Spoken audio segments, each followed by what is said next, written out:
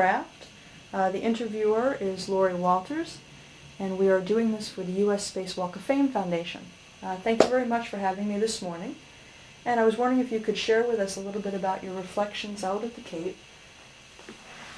There are so many reflections of the Cape because, of course, that's where everything gets started. Everything got started, and Cape Canaveral was the mecca of launching things not only into space but for the national defense. And it had a certain aura, a certain feel that you got when you went to Cape Canaveral. I first went to Cape Canaveral in late 1958 was my first visit there. And we had just been changed from NACA, where I had worked for 14 years, and many of the people who eventually ended up at the Cape worked initially. And the NACA had become the NASA, the nucleus of that organization. And we had started the Space Task Group, small group of us, including a number of people from Cleveland, under Bob Gilruth. And so Bob Gilruth and myself and Chuck Matthews and I don't remember who else, there weren't many, it was 4 or 5 of us went to the Cape for the first time to get acquainted with the people down there and let them know who we were and try to get them to educate us in what we were going to have to do to launch something from their facilities at the Atlantic Missile Range. Mm-hmm. So it was quite an introduction. The Air Force people that were there were somewhat hostile, if you will, because they were upset that they didn't get the Man in Space program. They had been working on what they call the MISS program, which was Man in Space. Mm-hmm. And because they didn't get the program, they were somewhat upset that here comes along this wet behind the ears organization of NACA, now the NASA, a new organization as far as they were concerned, that they were going to take all this glory away from them. So they didn't treat us too well. They were kind in telling us very bluntly that we were young guys that didn't know what we were doing, but still they were willing to educate us as well as they could. And so we had to learn pretty quickly, what do we have to do to launch something from Cape Canaveral? And that was a rude awakening, at least to me, who was going to have this responsibility for operations. Partially, I didn't know what my total scope of my job was going to be at that point in time. But we had to learn, what do you have to do? What are the fundamentals of getting something on the range, launched, getting the data from it, et cetera, et cetera. And that, to me, was a real rude awakening because it was so detailed. So you had to write down every piece of information you wanted. You had to tell them what piece of data had to be delivered where. You had to tell them what the details of the launch was going to be, what the trajectory was going to be, whether you wanted it photographed, how much information was required from everything on that range, and every bit of that had to be documented. Mm-hmm. And to us as flight test engineers, which is where we all came from, that was a monumental task to us because we wanted to get the job done rather than worry too much about what we wanted and let somebody else worry about that. So that really was a rude awakening for us. The other thing that was sort of a rude awakening to us was the recovery operation. When you launched things back in those days, they were mostly testing for intercontinental ballistic missiles and the warheads that came off of them, and then they wanted to recover the warheads sometimes to see what had happened during re-entry, and trying to recover those payloads, we called them, or the armament as they called them, downrange towards ascension from Cape Canaveral, some of them short range, some of them 200 or 300 miles, some of them 800 miles, some of them 2,000 miles. Very, very often they would never find it. And so we couldn't afford to have that happen, of course. We're eventually going to have men in these machines and we can't lose them. So we wanted to be introduced to what their recovery operations were, how they went about it, the things they needed to find them, the location devices, and frankly the reasons why they were always losing them. And so that was an interesting transfer of information from the guys at the Cape, the Air Force people at the Cape that were responsible for that, because they were somewhat protective about it and somewhat arrogant about it, because we know everything there is to know about recovery operations and we'll do it for you. Well, that wasn't good enough for us, but we didn't say that. We were trying to be the guys that looked dumb and wanted to be dumb but wanted to learn, because that's the best way to learn. So that first initial meeting at the Cape was kind of onerous, but very, very informative. From then on, Cape Canaveral was almost my home. After the first year or so, and we got the operation going and started launching things from Cape Canaveral, I spent more time there than I did anywhere, because eventually I was named the flight director, and I had to be at the Cape because that's where we built the control center. That's where we had to lay out the control center. We had to select the things we wanted in a control center. It's interesting, in the early days we actually built, because we didn't think we could get the main control center, the Mercury Control Center, ready, we built a trailer as a backup control center in case we had to use that before the control center was ready. It was interesting that we never used it, because the delays in the program were such that we didn't have to use the trailer. But in the early days we thought we could do better than the schedule, and we could. Cape Canaveral was always, to me, a strange place. I know that may sound funny, but I never felt at home at Cape Canaveral. And the whole time I was there, I always felt like I was almost in a foreign country. I know that sounds funny to people, but I just never felt at home at Cape Canaveral. I was there maybe in the first, all during Mercury, I was there maybe half my time. And I had to live in a motel. I had to eat in the restaurants. I had to eat off of the Roach Coach. I had to eat in breakfast. I had to, the time periods I worked were always very strange, because whenever you started to count down, even when you were practicing, which we did almost ad nauseum, you had to get up at 11 or 12 o'clock at night and go to work and be there to start the countdown. So our hours were always strange, our eating times were always strange, our sleep patterns were always different. We were living as sort of a group of, a team of people that in these motels. We played volleyball and to get a little exercise. Those kind of things made us a very strange group of people, because we didn't live there. We lived out of hand, so to speak. And that, to me, always made me feel like a stranger there. I still feel like a stranger when I go there today for that reason. It's a very, very unusual feeling for me, because I don't usually have that problem. I can go to San Francisco and feel like I'm at home. I never feel that way at Cape Canaveral. And I'm a beach nut. I mean, I like being on the beach. I like the water. I didn't ever have time to do that, of course, when I was there. But it was just a strange feeling. And I always felt like the people there whom I worked with thought I was an interloper. And I always had that strange feeling that I was sort of an outsider. Now, that brings me to a thought that I want to give that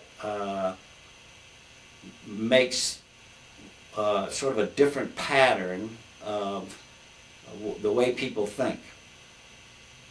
The people at the various centers had their own thing to do. The people at the Cape had the business of putting the missile and the payload, in our case the spacecraft, together. They had to check those out. They had to get the spacecraft down there and check it out and make sure it was working. If it wasn't working, they had to replace the various pieces of equipment in it, and sometimes it was hard to get to, etc. They had to develop these whole techniques. They had to develop a countdown for bringing in all of the range support, and how that integrated, how the spacecraft integrated with that, how that integrated with the rocket, and the whole countdown pattern was something that they had to build.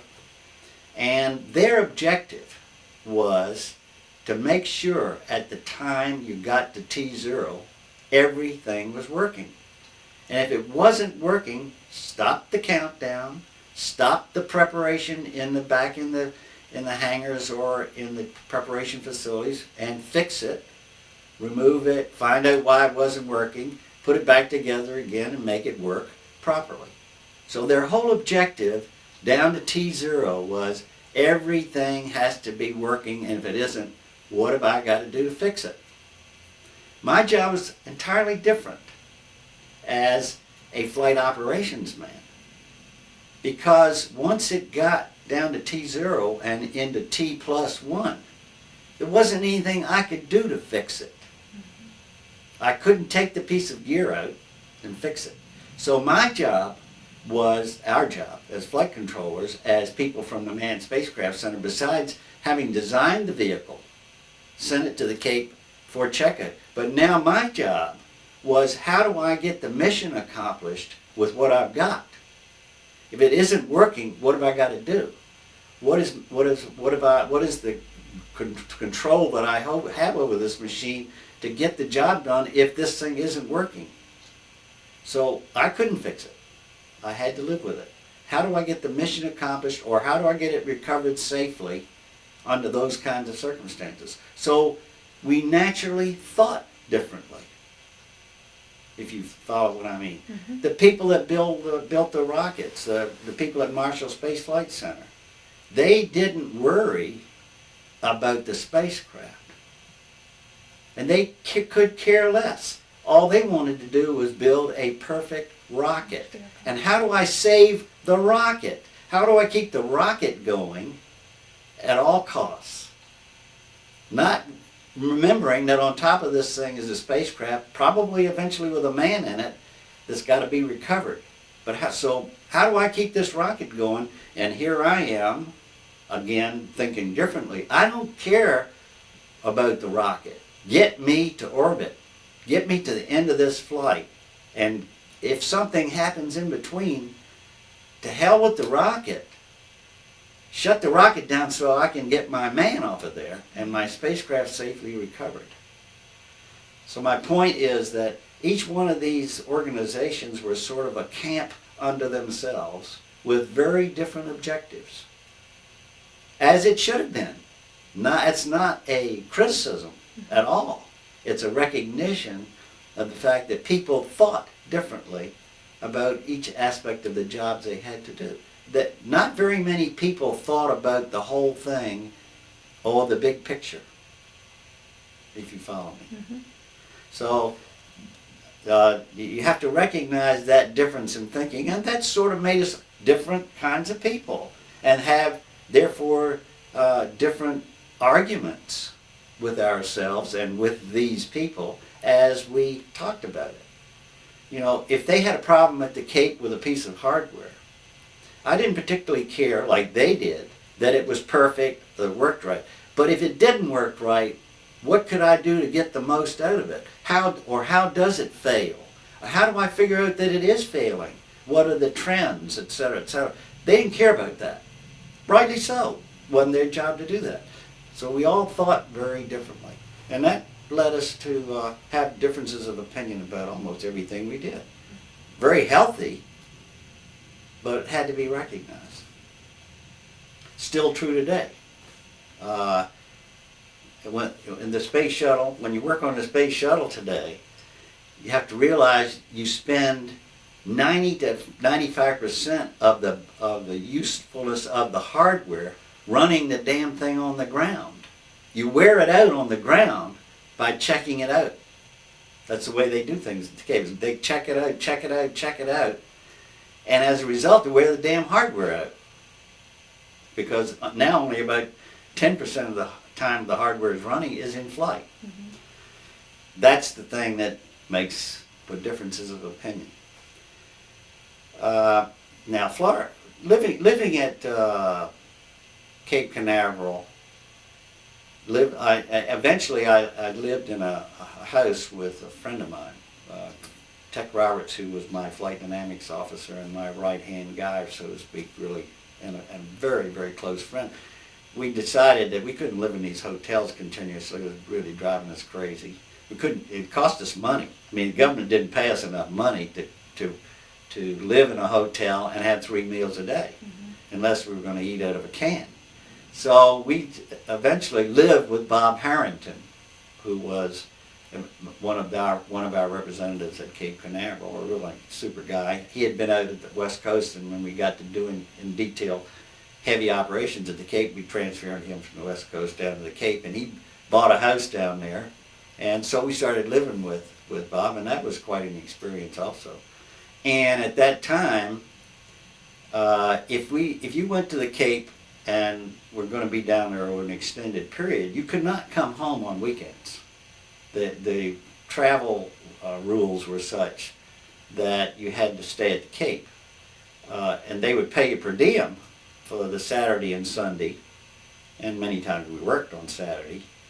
But even so, we could not go home on Friday night and come back on Monday morning. We had to stay at the Cape. So we had all kinds of activities we would do. We'd drive around to see Florida. We would go to Orlando just for the heck of it. I was a golfer, and occasionally I would drive down the coast south of Cape Canaveral. Was only one golf course besides Patrick Air Force Base had a golf course at Rockledge across the water.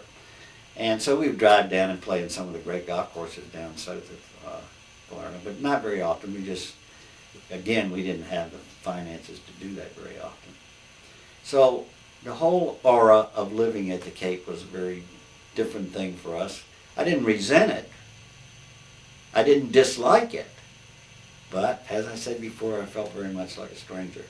I knew some people that had lived in Merritt Island from my hometown in Phoebus, Virginia. The man that owned the bank lived on Merritt Island, so I was familiar with the area to some extent. But I was not familiar with living in Florida. Living in Florida is very different. Like living in Houston is very different than living in Virginia, where I came from. When I left Virginia, my wife and I, both being natives of that area, we were very, very unhappy about having to leave and go to another place.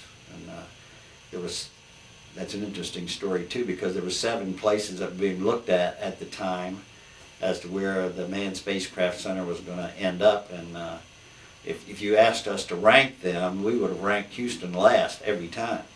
After we got here and had been here 6 months, I think every one of us, maybe at least 95% of us anyway, would have said Houston was #1 because they treated us so well here.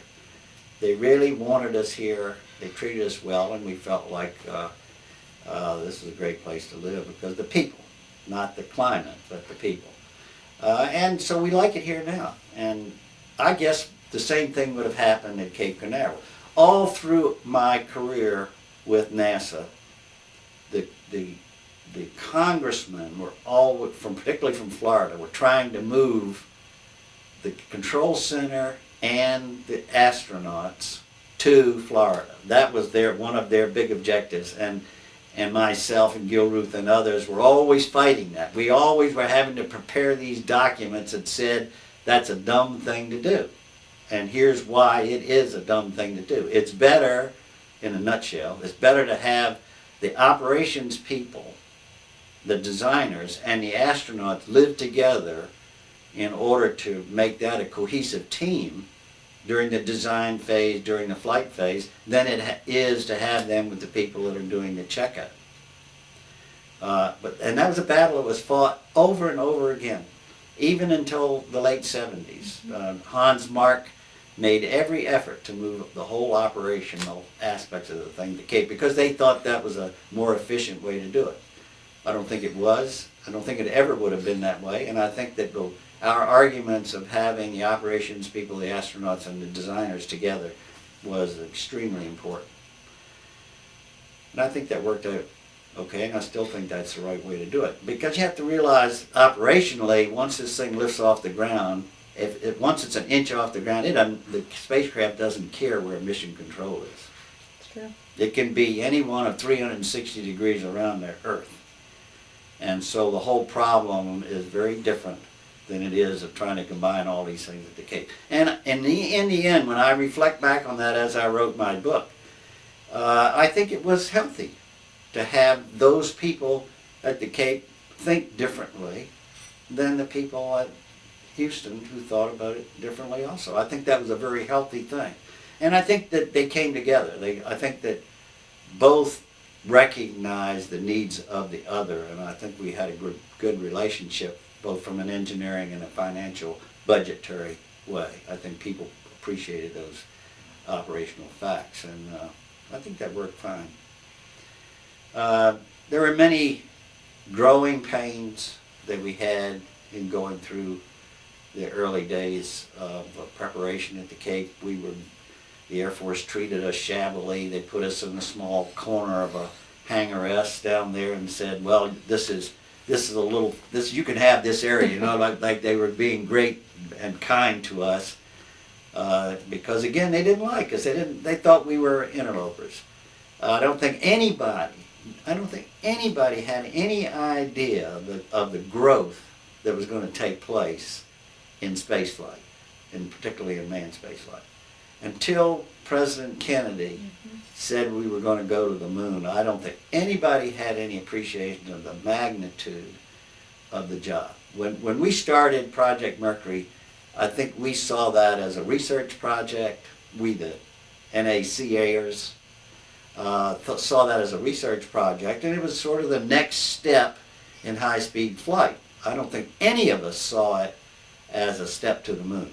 Nobody. Sputnik changed the world. Don't misunderstand me. I mean, it made us all think differently about the universe that we live in. But I don't think any of us had anywhere near the capabilities of vision that eventually we were going to land men on the moon in the next decade. Maybe we could see that eventually we might go towards the moon, we might go to geosynchronous altitudes and things like that. But I don't think we had any vision. Maybe because it was such a overwhelming task to put man into space as we got into it. I don't think we saw the magnitude of Project Mercury when we first got into it. So at the Cape, we were not seen in the early days of being the next big thing to happen. Now, however, when President Kennedy said we're going to go to the moon, now the whole picture at Cape Canaveral changed. It went from being an Air Force facility to a NASA facility.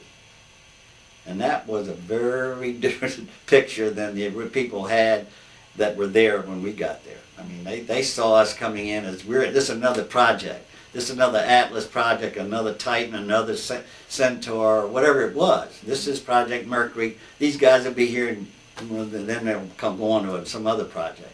They didn't see it as being the magnitude, the great expenditure of funds that were going to take place, the influx of thousands of people that were going to come into that area.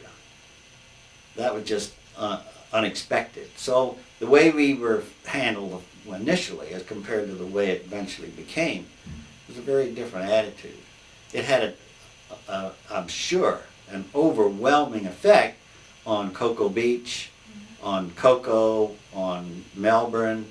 I mean, here comes this NASA group, and initially maybe that's an increase of a couple hundred NASA people, and we'll give you some offices at Patrick Air Force Base. And then the contractors, eventually maybe you'll have 1,000 people who come down here that'll be a part of the people that built the spacecraft and have to come down here and handle it and check out, and they'll have to have facilities. Okay, so that might add 1,500 people at the most to the area. So it wasn't seen as a big thing. And, there weren't that many hotels, motels, there weren't that many homes for people to live in. Not, the areas were sort of bulging a little bit from that effect, but not much. it was still a resort area. It was still a place where people came to live in the wintertime. But as soon as President Kennedy said we were going to go to the moon, and people began to realize, my God, this is going to be 20,000, 30,000 people that are going to come down here, and they're going to have to build a whole new set of facilities, and this thing is going to be huge. And they begin to see this vertical assembly building being built, and this is the biggest building in the United States in volume. And now, I'm sure the local people, the developers and the real estate people and the businessmen and the town fathers and all, my gosh, this place is going to explode. And it did explode. It was very, very different. We went, there were two places for me to eat at night that were really good restaurants, and one was the Surf and the other one was the, what was the name of that? The beef house that was on that approach there, right there. Ramones? Ramones at Cocoa Beach. That was the only, we either ate, we'd rotate one place to the other if we could afford it. Other than that, we'd eat at places like Fat Boys. And so suddenly, though, that changed. I mean, now you got all kinds of restaurants that are starting to open up. You got all kinds of facilities. You got all kinds of people. And the tourism changed. When we launched Alan Shepard the first time, there was suddenly hundreds and hundreds and hundreds of people descended on Cape Canaveral. They didn't expect that. And the more and more that grew, like for Apollo 11, we had over 3,000 press people that were suddenly cast into Cape Canaveral. Or I go back to launching John Glenn, and suddenly we've got 1,000 press down there, and we're having to brief those guys in the satellite convention center at the satellite, wasn't that the satellite hotel? Satellite motel. Satellite motel. Mm-hmm. And we had to use their rooms there, and I remember being in those briefing rooms, and we were delaying and delaying and delaying, and these poor pressmen were down there on their per diem, and they were about to go bananas because they didn't know what to do, and they didn't know whether to go home or not. They didn't know whether we were going to launch to the next day or the next week. And I remember the guys from the New York Times up on the stage, and they're asking me, for God's sake, when are you going to launch this thing? And what are the probabilities that you're going to get this thing off tomorrow? I remember, I wrote this in my book, I remember Finney who gave us an awful hard time about recovery operations from the New York Times because we weren't doing it right, weren't using the right helicopters, et cetera, et cetera. Anyway, he said, Kraft, when are you going to get this thing? What is the probability you're going to launch tomorrow morning? And I remember answering him, if I thought too much about the probabilities of launch, I'd never go to the pad. It's exactly how I felt. The hell with you, man. I'm not worrying about what you have to do down there. We were getting pretty antsy too, the number of times it took us to launch John Glenn. But those days, those early days, were challenging at Florida. They were great days, wonderful days. Had all kinds of human relationships, all kinds of bringing together of people, all kinds of changes in people's attitude. From us being the guys that were wet behind the ears to being the guys that really knew what we were doing. To watch that change was wonderful. And relationships that we developed with the people that were launching the Redstone and the people that were launching the Atlas in the early days of Mercury. To see those relationships grow, the respect that each began to have for the other, the fact that we appreciated how difficult it was to check out and launch a rocket, and how dangerous it was, and how those people really did worry about making sure it worked right. And the things we learned from each other was a great thing. And so we had a really great respect, I think, for the people that had to live at the Cape and do these operations, for those of us had to come in and run the operation after liftoff. That was great. And we certainly, they taught us everything we knew about how to launch a rocket, how to write a countdown, how to get involved in a countdown. And people say, oh, countdowns, you know, that is a very, very complex process, because everybody has to have their own countdown. I mean, even if you're just running a camera at on one of the far places, either on one of the islands or downrange or along the coast, you know, that guy's got to be ready. And you got to be ready at a certain time. And he's got to tell the range supervisor that he is ready. So he's got to prepare a countdown. So everybody that's involved in this operation has got a countdown. And then they all have to be integrated. And that is a very, very complex process. It took myself and my people a long time to worry about that and figure that out and figure out where we fit into those countdowns and how we had to be ready and how we had to worry about what we wanted to be ready was ready. All of that integration was really a fine-tuning thing that had to be done. But that also taught us a great deal about each other. We learned the problems that each other had. The range safety problem was a very, very tough nut to crack, because the range safety people were very, very cognizant and very protective of their task, because they had to make sure that these rockets that were going to be launched from Cape Canaveral that were going to go haywire or go off in the wrong direction were not going to kill somebody. They had to protect the Florida coast. So they were tough guys to deal with. Now, they were used to dealing with inanimate objects. And it was okay if you blew up a missile. But now put a man on it. Put a man or a chimpanzee initially on top of that thing, and now you got a whole different set of problems. And you're worried about, is that package that you got on there that's going to blow up the rocket going to blow up the rocket when you don't want it to blow up the rocket? That hadn't been too much of a concern before. It was a concern, but not before. So how do you integrate this thing so that you protect not only the people on the ground and around the area, but protect the astronaut? And how do you get him back? And how do you integrate this recovery operation? These guys that are on the beach, or the guys that are out in the water, or these people that have got it, the doctors, the medics, all these things got to be integrated into that. That was a big job at Cape Canaveral, and also a big change in the modus operandi at Cape Canaveral. So that was another process that took a long while to accommodate. The battles we had with the range safety people, particularly I had with the range safety people. Look, I got to have some time for my spacecraft to get off of there. So what can you do to accommodate us? We realize you got to protect this thing, but how about giving us some time? And they weren't used to that question. So we had to try to put some delays between the time they initially would send if the missile was going to go back over the Banana River, going this way instead of that way, then the initial shutdown signal and ignition of the package that would blow up the rocket into pieces, so it would stop its traverse towards where you didn't want it to go. That was bam, bam. That happened immediately. Shut it down, blow it up. And I'd say, well, how about putting a delay between the time you shut it down and so you give us a chance to get our spacecraft off? And that was, well, I don't know if we can do that or not. So we eventually, where do you draw the line? And okay, that means you're going to have to draw the line a little further back, and that makes it a little harder to do.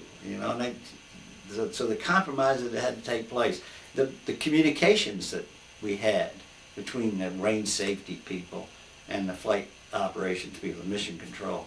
We developed these arrangements so that if he had a problem, he'd let me know. If I had a problem, I'd let him know, because he didn't want me to abort the spacecraft and leave him with an impotent rocket.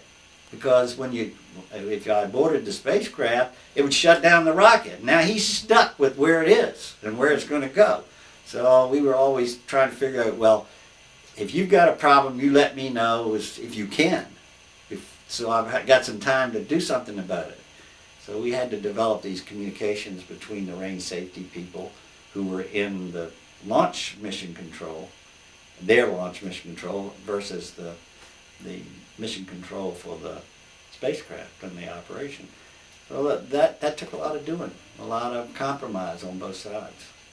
We wanted the package off of there. We didn't want that shutdown package on there. And they said, you can't launch it if you don't have a shutdown package on this machine. So that took a lot of doing, a lot of effort, a lot of work. And then we grew to love each other, just like all the rest of us at the Cape. Very, very great process.